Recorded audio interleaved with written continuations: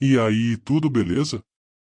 Inscreva-se, comente, compartilhe e deixe seu like no canal Superbanha. Tamo junto, galera! Muito bem. JB, os reforços foram anunciados. Dos 13 esperados desse pacotão, 2 já estão oficializados. O Gabriel Barros, ele vem com investidor, tu sabia? O Internacional não tinha 2,5 milhões de reais, era um jogador que o Mano queria muito. O Inter não tinha 2,5 milhões de reais na bucha, ou pelo menos não quis comprometer o fluxo de caixa ali e tal. O jogador estava doido para sair.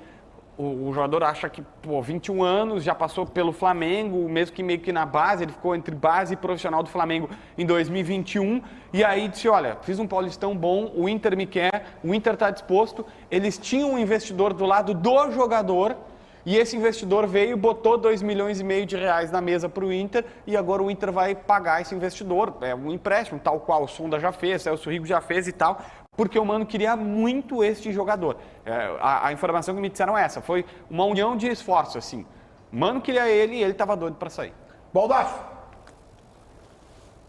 Eu quero lembrar com vocês vão me ajudar nisso. Uma entrevista, foi a primeira coletiva do Mano Menezes na temporada. Foi no final de janeiro, na segunda quinzena de janeiro, em que o Mano foi questionado sobre o porquê da demora das contratações. E ele, Mano Menezes, respondeu o seguinte: está demorando porque nós não vamos contratar qualquer um. Está demorando porque nós temos um time pronto e quem vier agora tem que ser diferenciado para aparecer no time. Pois bem, estamos encerrando a janela com o Jean Dias, com o Gabriel Barros e com o Rômulo. O Internacional daria para montar um stand-up com as coisas do Internacional. Essa lembrança do Baldasso ela é muito oportuna, porque as contratações, e assim, eu não vou ser preconceituoso, né, com jogadores que a gente ou não conhece ou conhece muito pouco. O jogador do Caxias, o Jean Dias, fez um baita campeonato gaúcho, mas não dá para se dizer que essas contratações são as contratações sustentadas pelo treinador. Não adianta vir mais do mesmo, não adianta vir jogador só para fechar grupo. Nós precisamos de jogadores que deem um upgrade no time, que façam o time crescer. Definitivamente. Mesmo discurso do presidente, tá? Bota o presidente junto, o presidente é o mesmo discurso, presidente O que me chama a atenção, e isso é mais preocupante ainda, poderia até grenalizar isso, porque eu acho que o Grêmio também tem esse tipo de problema, como o assunto é Inter. Tchê, que fracasso das categorias de base do Internacional, hein?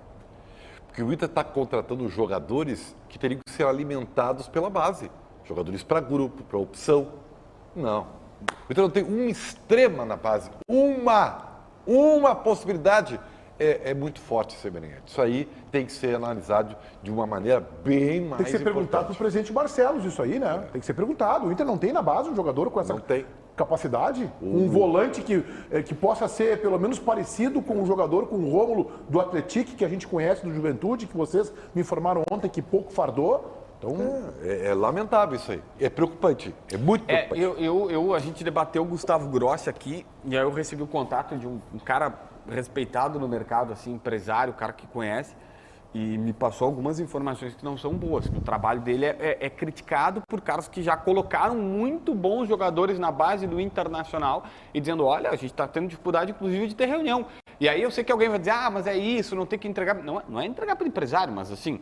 Tem empresário que já colocou um jogador importante aqui no Internacional e que já disse, tá aqui meu jogador, cabe à direção filtrar. E as críticas que eu ouço, assim, tipo, tá num pedestal, Grossi não ouve ninguém, as pessoas falam com ele e ele não muda dos procedimentos e tal.